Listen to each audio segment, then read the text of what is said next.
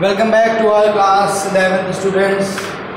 In previous lecture we have discussed about the rotational motion of rigid bodies और इस year यानी कि 2020 में जितना भी सिलेबस आपका है रोटेशनल मोशन रिजिड बॉडीज़ को उसको हमने कवर करा है और कुछ पार्ट जो है इस चैप्टर का 30% पार्ट जो है डिलीट किया गया है जिसमें तो ये थ्योरम्स है, theorem of parallel axis and perpendicular axis, जो ये थ्योरम थी वो थ्योरम क्या है हटा दी गई और उसकी बहुत सारी एप्लीकेशंस थी जिसमें डिफरेंट टाइप की चीज़ें थी और उनके जो है कहीं ना कहीं मोमेंट ऑफ इनर्शिया वगैरह फाइंड करना था। तो वो सारा चीज़ें एप्लीकेशन और theorem of parallel and perpendicular axis ये आपके सिलेबस से इस बार रिमूव करा गया है, तो वो उसको हटा दिया गया है, तो वो कर देते हैं। तो जो प्रीवियस लेक्चर था उसमें रोटेशनल मोशन रिजिड बॉडीज आपका कंप्लीट हो गया है। तो एक लिमिटेड चैप्टर है आपके पास उसको पढ़ने के लिए और अच्छे से उसको पढ़िए। जो पैरेलल और परपेंडिकुलरली डिलीटेड सिलेबस है तो इस डिलीटेड सिलेबस को मुझे लगता है कंप्लीशन में आगे कभी जरूरत पड़ सकती है, इसलिए आप परेशान मत होइएगा। जब आपका सिलेबस फिनिश होगा इसके बाद मैं डिलीटेड पोर्शन भी सारे लेक्चर्स अपलोड करूँगा इस चैनल पर, तो उसके लिए भी कोई परेशानी की बात नहीं है। अब हम लोग जो है बात करते हैं हमारा बहुत ही खूबसूरत, बहुत शानदार और बहुत इंटरेस्टिंग चैप्टर और उसका नाम है ग्रेविटेशन। एक ऐसा टॉपिक, एक ऐसा चैप्टर जिसको आप पढ़ लेंगे और पढ़ने के दौरान अगर आप चीज़ों को जो है कहीं ना कहीं उसके तरीके इमेजिन करना शुरू करेंगे तो आपको ऐसा महसूस होगा कि बहुत इंटरेस्टिंग और बहुत शानदार चैप्टर है ये। क्योंकि इसमें जनरली क्या है कि इसमें हमारा प्लानिटरी सिस्टम, हमारा अर्थ है, उसके उन फोर्सेस के बारे में बात होती है जिन्होंने इन सबको बाइंड कर रखा है and the single force is called the gravitation. आप इमेजिन करिए कि कितना ह्यूज सन है, सन के जो तरीके से हम कह सकते हैं चारों तरफ जो प्लैनेट्स चक्कर लगा रहे हैं, हमारे जो प्लैनेट्स हैं यानी कि हम लोग starting from the Mercury, then Venus, Earth and Mars और जुपिटर, सैटर्न करते हुए हम लोग अगर चले जाए तो इतने सारे प्लैनेट हैं एक फिक्स ऑर्बिट में जो है कह सकते हैं हजारों सालों से सन का यूं ही इसी तरीके से चक्कर लगा रहे हैं। यानी कौन ऐसी चीज़ है, कौन ऐसा फोर्स है जिनको बाइंड करके रखता है। जब आप सोचेंगे तो आपको सोचने में लगेगा कि क्या ऐसा है जिनको बाइंड करके रख रहा है, उन्हें जानना चाहिए। तो जानना चाहिए तो ये चैप्टर है ग्रेविटेशन। तो एक ऐसा फोर्स जो दिखता नहीं है लेकिन उसका इम्पैक्ट, उसका इफेक्ट हर जगह है और उसके कारण ही हम शायद कह सकते हैं कि अर्थ पर भी लाइफ पॉसिबल है। उसके कारण ही अदर जो प्लैनेट्स हैं जो मूव कर रहे हैं, रिवॉल्व कर रहा है अराउंड द सन, ऐसा पॉसिबल हो सका है। The cause of the gravitation, gravitation ही एक कारण है जो अर्थ से मून को बांध के रखता है, यानी कि अर्थ अपनी एक्सिस में रोटेट करती है, सन के अराउंड रिवॉल्व करती है। उसके बाद फिर आप देखते हैं कि मून जो है मून अर्थ के अराउंड में रिवॉल्व करता है। तो ये सब कुछ पॉसिबल हो रहा है ग्रेविटेशन की वजह से। और आपको कहीं पर ऐसी कोई रस्सी या डोरी या फिर स्ट्रिंग नहीं दिखेगी जिससे आप कह सके सब कुछ बना हुआ है। यानी कौन है जो नहीं दिख रहा है पर उसकी मौजूदगी और वो सभी चीज़ों को बाइंड करके यूनिवर्स में रखती है कॉन्स्टेंटली। कभी भी अर्थ अपनी ऑर्बिट को नहीं छोड़ती है सन के अराउंड चक्कर लगाने के लिए। कभी जुपिटर नहीं छोड़ता, कभी सैटर्न नहीं छोड़ता। सबका टाइम कम या ज़्यादा हो सकता है, बट हाउ, कैसे, क्वेश्चन इज कैसे, हाउ। तो ये सबके लिए रिस्पॉन्सिबल है हमारा ग्रेविटेशन। तो ग्रेविटेशन को आज हम लोग पढ़ने वाले हैं, समझने वाले हैं। उसको स्टार्टिंग करते हैं हम लोग अपने प्लैनेटरी सिस्टम से, जो कि आप देख रहे हैं केपलर्स का जो प्लैनेटरी मोशन के जो डिफरेंट लॉज हैं वहाँ से हमको इसको जो है कवर करना है और इसके बारे में हम लोग यहाँ पर जो है तमाम चीज़ें पढ़ने वाले हैं। तो इसी को हम लोग स्टार्ट करेंगे और इसको स्टार्ट करके इसको समझते हैं, इसको देखते हैं कि क्या क्या इस चैप्टर में है जो आपको यहाँ पर पढ़ने और समझने की जरूरत है। Kepler's law of planetary motion की बात करते हैं। केपलर क्या है? एक साइंटिस्ट जिन्होंने प्लैनेट की मोशन से रिलेटेड डिफरेंट लॉज दिए और कहीं ना कहीं इन लॉज को न्यूटन ने भी अपनी तरीके से वेरीफाइड करा और न्यूटन ने भी इसके एक तरीके से साथ पे बहुत सारा काम एक तरीके से उन्होंने करा इस Kepler's law of planetary motion. और इसके बाद न्यूटन ने अपना कंक्लूजन भी निकाला केपलर के लॉ से, वो भी बाद में हम करेंगे, जिससे फिर उन्होंने अपना ग्रेविटेशन का लॉ पूरी दुनिया को दिया।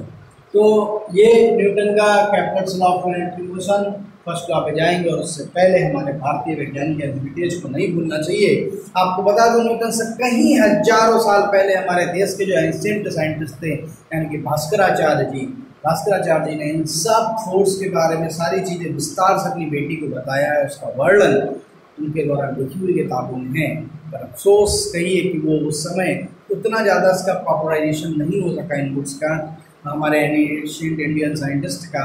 तो शायद हम न्यूटन को आज ज़्यादा बेहतर तरीके से समझते हैं सारे इन लॉस के लिए। लेकिन मैं आपको प्रेफर करूँगा कि आप भारतीय विज्ञान के बारे में, भारतीय वैज्ञानिकों के बारे में, प्राचीन भारतीय वैज्ञानिकों के बारे में पढ़ेंगे। उस समय जब इंस्ट्रूमेंट आज के तरीके से इतने मॉडिफाइड इंस्ट्रूमेंट्स और सारी चीज़ें आज उस समय नहीं होते थे, उसके बावजूद उन्होंने बहुत कुछ हमारे अंतरिक्ष विज्ञान के बारे में और अदर प्लैनेट्स के बारे में सब कुछ बताया है। तो होपफुली आप उसको पढ़ेंगे। फिलहाल हम मूव करते हैं Kepler's law of planetary motion में जो फर्स्ट लॉ है।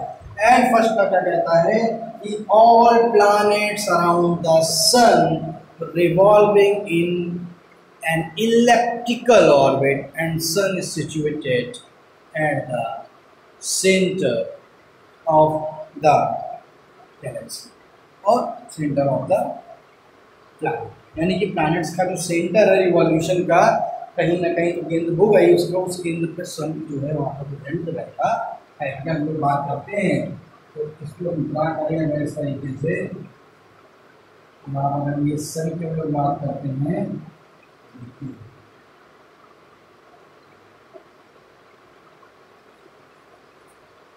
ये अगर हमारा सन है तो उसके अपने डिफरेंट ऑर्बिट्स हैं। डिफरेंट ऑर्बिट्स जो है अगर हम बात करेंगे इस तरीके से,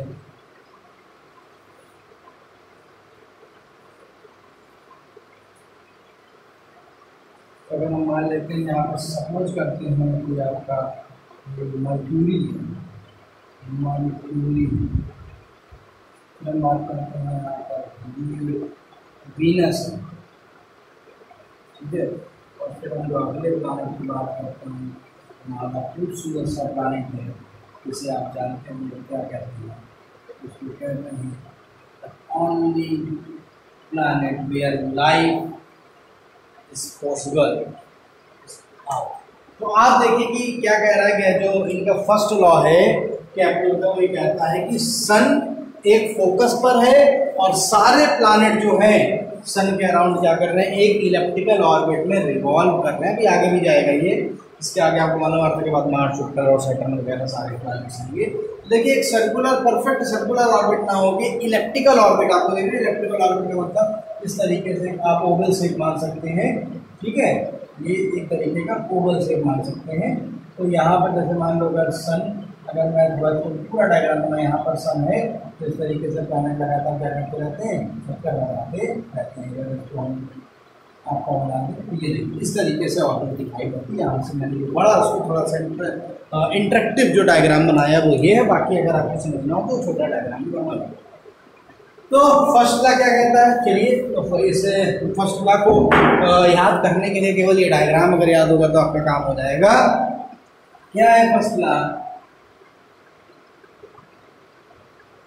all planets around the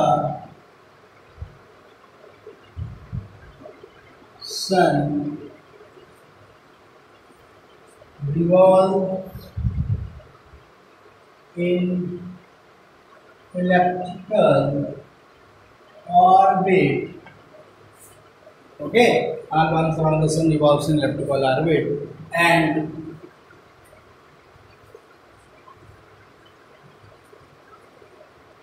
sun situated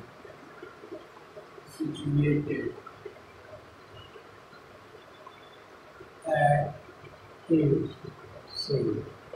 तो आपने देखा कितना इंटरेस्टिंग जो है एक तरीके से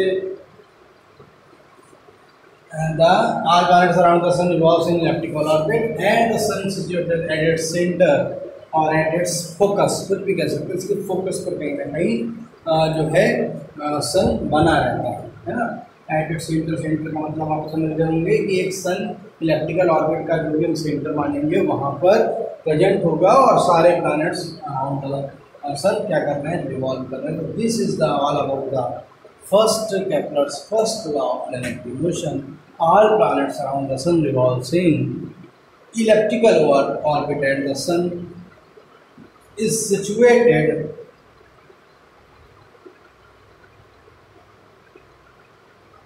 at its center।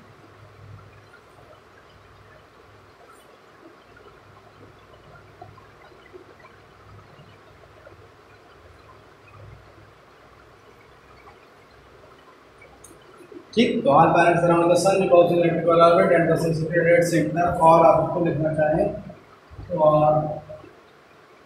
Focus of its orbit.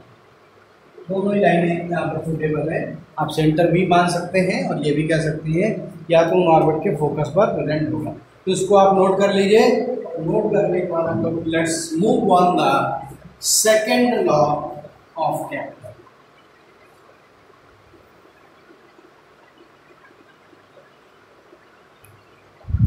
So dear students, we are in the second law of aerial speed, जिसे कहते हैं।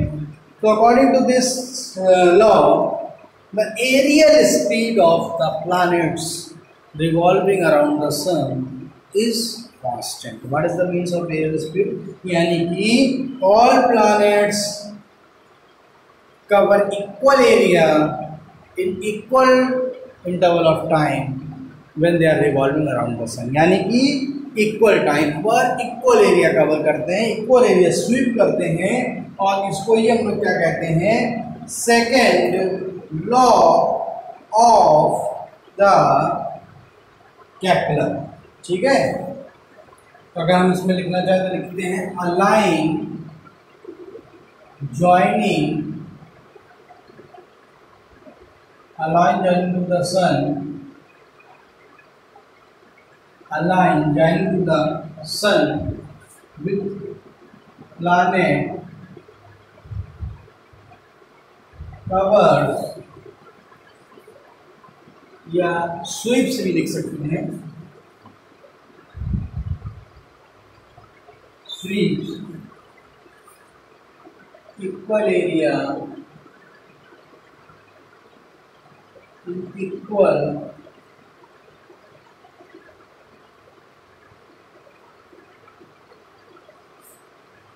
a line joining to sun, ठीक है, with planet sweeps equal areas in equal time interval।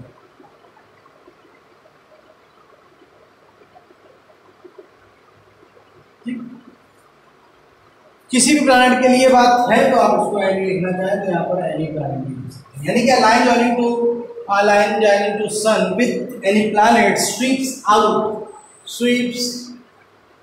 Out equal area in equal interval of time, means that is areal speed of planets remain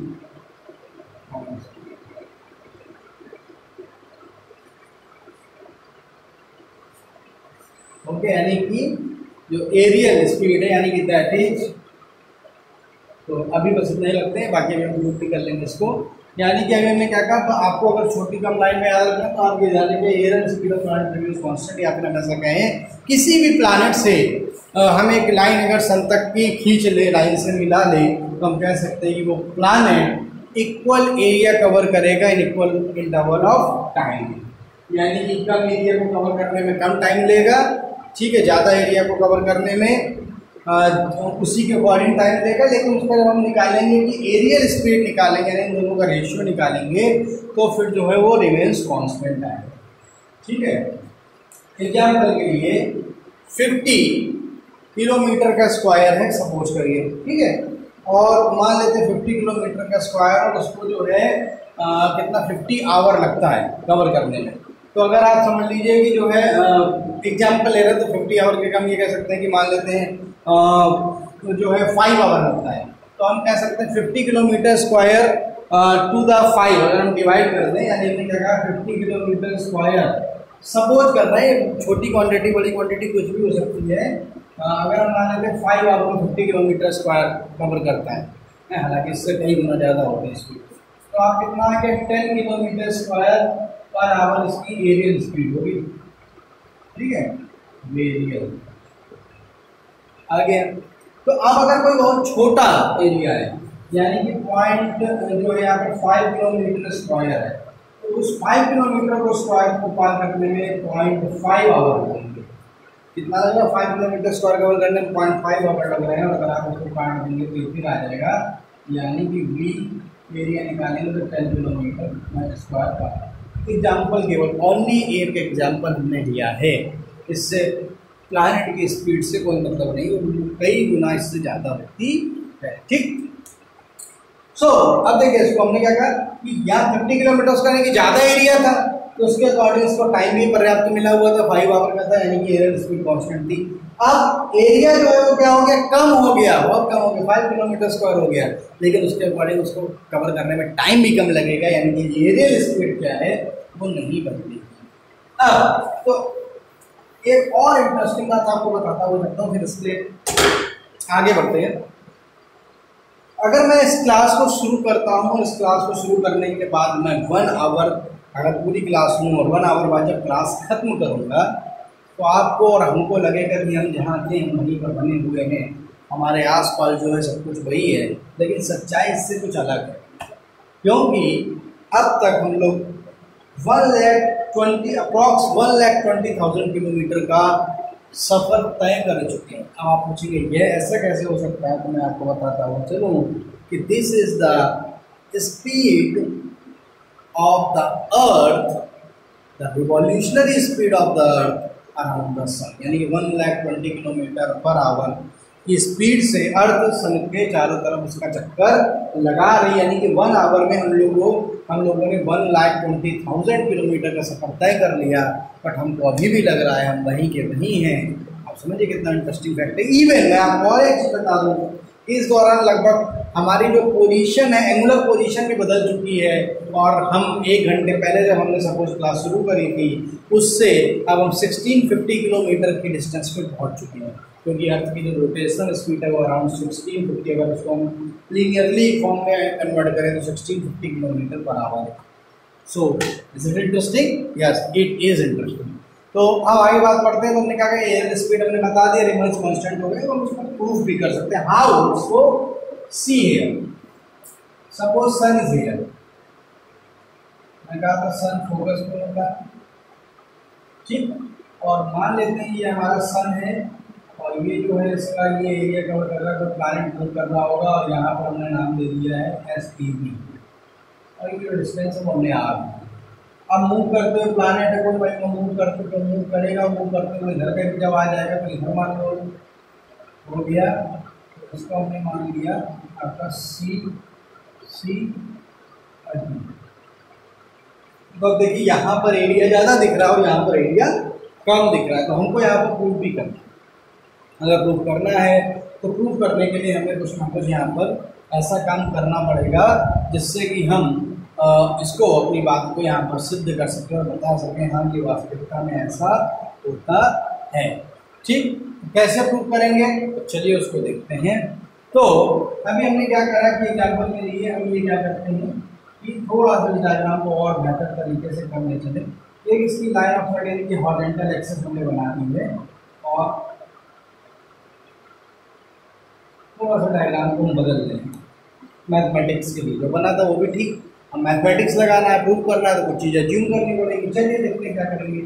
तो अभी हमने क्या करा है ये देखिए आप यहाँ से, तो हमने ये इस तरीके से ये ले लिया, ये हो गया ये और ये हो गया ये, यहाँ पर है ये एंगल हमने मान लिया है थीटा, और ये जो एंगल है वो मान लेते हैं ये थीटा। ठीक है, क्लियर हो गई बात। और ये डिस्टेंस हमने क्या करें, कोई फर्क नहीं, अपने को सॉल्व करना, चूँकि मैथमेटिकली प्रूफ भी करना है, हम लोग जो है प्रूफ भी हेडिंग डाल सकते हैं। ठीक है, तो फ्रॉम फिगर इन ट्रायंगल, इसको आप S कह रहे हैं तो SAB, ठीक है, तो SAB में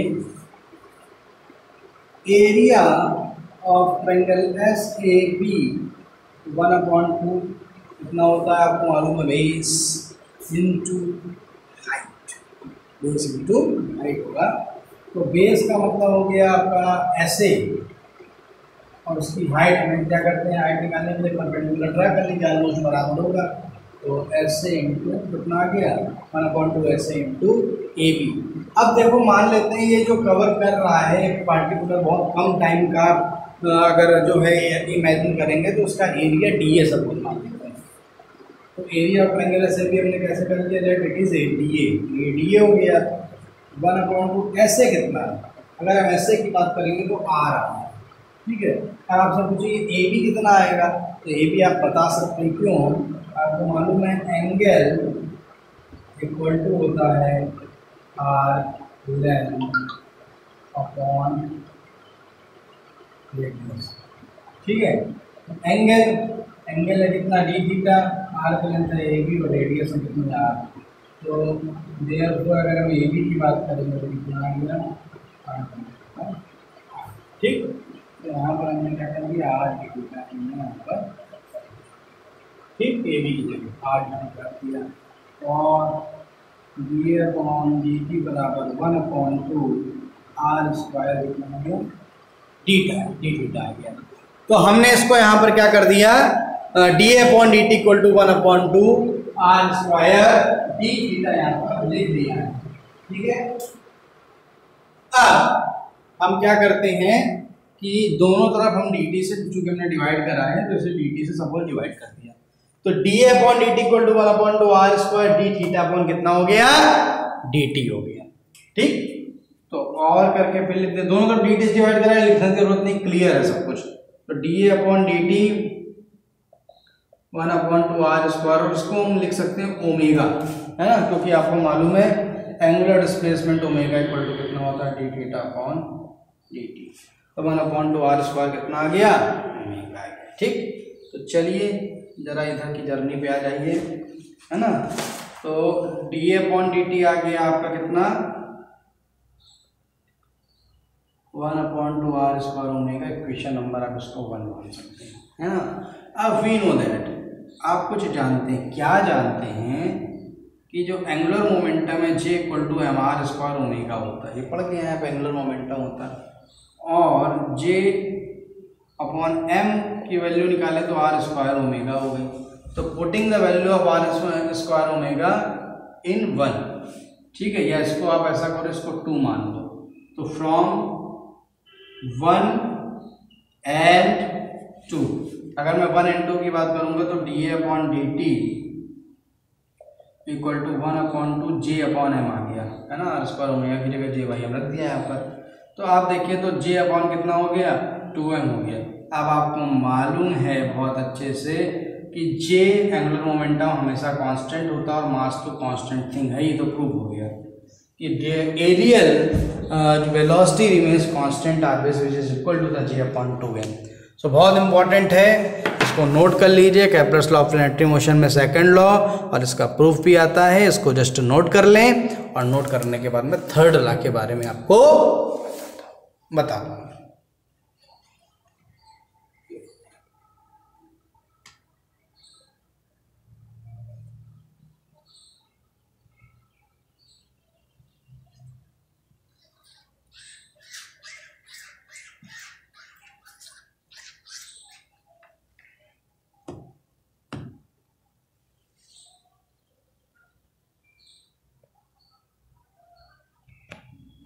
So dear students, the final and third law of Kepler is the square of period of revolution is directly proportional to the cube of the semi-major axis of its elliptical orbit। तो generally क्या होता है कि जो planet का period of revolution जिससे वो revolve करता है अराउंड द सन, उसका स्क्वायर जो सेमी मेजर एक्सिस है इलेप्टिकल ऑर्बिट की, तो हमने बना भी दिया डायग्राम ऑलरेडी टाइम को सेव करने के लिए। ये वाली जो एक्सिस आप देख रहे हैं यहाँ पर, ये पूरी मेजर एक्सिस होती है और ये माइनर एक्सिस होती है। आधी की बात करते हैं तो ये यहाँ पर अगर हम लोग बात करेंगे तो ये सेमी मेजर एक्सिस हो गई और ये सेमी माइनर एक्सिस हो गई। तो सेमी मेजर एक्सिस का क्यूब और इधर पीरियड ऑफ रिवॉल्यूशन का स्क्वायर, यानी कि डायरेक्टली अगर हम लोग बात करेंगे तो जो टी स्क्वायर है वो डायरेक्टली प्रोपोर्शनल टू द किसके आ जाएगा, ए क्यूब के आ जाएगा। यानी कि जितनी semi major axis elliptical orbit की ज़्यादा होगी किसी प्लैनेट के लिए अराउंड द सन, उसको टाइम भी उतना ज़्यादा ही उसको लगेगा। और इसी कारण आपको बताता चलूँ कि मर्क्यूरी बहुत जल्दी अपने rotation around the sun complete करता है, वीनस का उससे कुछ कम है, अर्थ का उससे कुछ कम है, मार्स का उससे कुछ कम है, जुपिटर का और कम हो जाता है जो है वहाँ पर जो है। क्यों, उसका रीजन है क्योंकि जैसे जैसे सेमी मेजर एक्सिस आप देख रहे हैं, अगर वहाँ पर देख रहे हैं कि सेमी मेजर एक्सिस ए क्यूब चुकी दिया है और टाइम का पीरियड और टी स्क्वायर, यानी कि सेमी मेजर एक्सिस बढ़ गया, यानी कि उसका जो रिवॉल्यूशन का टाइम है अराउंड द सन वो भी बढ़ जाता है। तो अगर हम लोग मर्क्यूरी की बात करें तो कुछ अगर आप निकालेंगे तो कुछ घंटों का ही वो निकल के आता है। वीनस के लिए कुछ दिनों का होता है, अर्थ के लिए आप जानते हैं 365 1/4 डेज होता है। और इसके अलावा अगर हम लोग सैटर्न तक बढ़ते चले जाएं तो जाने कितने साल लग जाते हैं कंप्लीट करने में, जो उसका सन का जो चक्कर लगाने में बहुत सारे साल लग जाते हैं। तो अगर हम बात करेंगे कि how much time take Saturn to complete the revolution of the sun, तो आप बता सकते हैं कि कितना समय उसको लगता होगा करने में, कंप्लीट करने में। तो अगर हम लोग बात करते हैं तो जैसे कि हमको मालूम 365 डेज जो होते हैं, 365 डेज हम मान के चलते हैं ऑलमोस्ट अप्रॉक्सीमेट अर्थ को सन का चक्कर लगाने में लगता है। लेकिन अगर हम लोग बात करते हैं कि सैटर्न को कितना लगना होगा, तो लगभग ऑलमोस्ट जो है लगभग 30 सालों का समय लगभग निकल के आता है सैटर्न को चक्कर को लगता है सन का एक रिवॉल्यूशन कंप्लीट करने में। तो ये डेटा भी मैंने आपको सिर्फ केवल एक सन का सैटर्न का मैंने बताया। अगर आप थोड़ा और इंटरेस्टिंग करना चाहते हैं अपने नोट्स को तो हमेशा एक बात ध्यान में रखिए, और बात वो क्या ध्यान में रखनी है कि थोड़ा बहुत डेटा इंटरेस्टिंग बनाने के लिए लिख लिया। जैसे हमने जो है मर्क्यूरी को कितने डेज लगते हैं, वीनस को कितने डेज लगते हैं, फिर कितना ईयर, कितने डेज अर्थ को लग रहा है, फिर मार्स को, फिर जुपिटर को, फिर सैटर्न को कितने ईयर लग रहे हैं। अगर आप लिख लेंगे तो आपको थोड़ा सा इंटरेस्टिंग लगने लगेगा। अब हमको करना इसका प्रूफ, और इसके बाद हम खत्म करेंगे आज की क्लास। तो इसका अगर हमें करना है प्रूफ, तो प्रूफ भाई कैसे करेंगे, तो अगर हम लोग कहते हैं आपसे कि आप इसका हमको प्रूव करके बताइए, तो प्रूव करने का एक बहुत अच्छा तरीका है कि पीरियड ऑफ रिवॉल्यूशन, यही निकालना, पीरियड ऑफ रिवॉल्यूशन टी जो है तो इक्वल टू क्या होता है, आपको मालूम होना चाहिए कि आपने जैसे पढ़ा है कि speed equal to distance upon time, तो टाइम इक्वल टू कितना आता है, डिस्टेंस अपॉन स्पीड। क्योंकि यहाँ सारे प्लैनेटरी में एरियल डिस्टेंस की बात होती है, तो यहाँ पर जो है डिस्टेंस की जगह एरिया आ जाएगा, और यहाँ पर स्पीड की जगह एरियल स्पीड आ जाएगी। ठीक, तो हमें क्या करना है, तो एरिया ऑफ इलिप्टिकल ऑर्बिट है ना to the areal speed. Okay, तो एरिया ऑफ इलिप्टिकल ऑर्बिट की बात करते हैं तो कितना हो जाता है, पाई ए बी होता है। ये अगर आपको नहीं मालूम तो याद करना पड़ेगा कि area of ellipse is equal to the pi a b, and the area जो एरियल स्पीड है वो आपने भी दी हुई थी, और वो आपने निकाली थी J/2m। ठीक है, आपको याद करना हो तो कर सकते हैं कि जो एरियल स्पीड निकाली थी J/2m के बराबर आती थी। पीछे पलट के बनने देख सकते हैं, 2m pi a B upon कितना हो गया, G हो गया ये T, और दोनों साइड स्क्वायर कर दीजिए क्योंकि इधर हमें टी स्क्वायर चाहिए। तो T square equal to 4m square pi square a square b square upon कितना हो गया, J स्क्वायर। तो टी स्क्वायर की यहाँ पर क्या आ गई, निकल के वैल्यू आ गई है। तो ये अभी तो ये बहुत एक छोटा सा बहुत इंटरेस्टिंग सा पार्ट आपका निकल के आया है। और अब हम लोग क्या करें, अगर जो है कि एक वर्ड आता है जो है उसको बोलते हैं एक तरीके से सेमी लैटस रेक्टम, है ना, ये एक नया वर्ड है, इलिप्स के बारे में आप पढ़ रहे हैं। तो एक वर्ड आता है semi latus rectum of ellipse, तो वो मैं आपको बता दूं, या इसको हम लेंथ भी बोलते हैं, length of semi latus rectum, तो L equal to B square upon A निकल के आता है। तो length of semi latus rectum of ellipse L upon L equal to B square by, एक मैथमेटिकल टर्म है सेमी लैटस रेक्टम, जो कि कहीं ना कहीं सेमी, अगर इसकी सेमी लैटस रेक्टम की अगर हमें लेंथ की जब बात करनी होती है तो आप हमेशा ध्यान में रखिएगा वहाँ पर कि क्या होता है, the square of the semi minor axis to the length of the semi major axis known as the semi latus rectum of ellipse. तो अब यहाँ पर क्या करेंगे, हम बी स्क्वायर की जगह L रख दे रहे हैं, ठीक।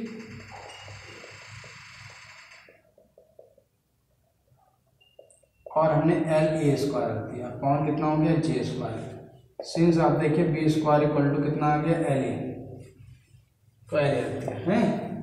अब ऊपर आ जाइए तो आपके पास हो गया T square 4 pi square m square L upon J square into कितना हो गया, A क्यूब हो गया, A स्क्वायर इंटू A करेंगे तो कितना आ गया, A क्यूब हो गया। अब आपको मालूम ये जो पूरा टर्म है ये कांस्टेंट होता है, ठीक है, पूरा टर्म कांस्टेंट है। 4 is number, pi is number, M mass, J angular momentum है, और एल जो है length of semi latus rectum की जब हम लोग बात करते हैं तो ये जो है इसको आप केवल सेमी लैटस रेक्टम भी कह सकते हैं, length of semi latus rectum कह सकते हैं, वो कोई इशू नहीं है यहाँ पर।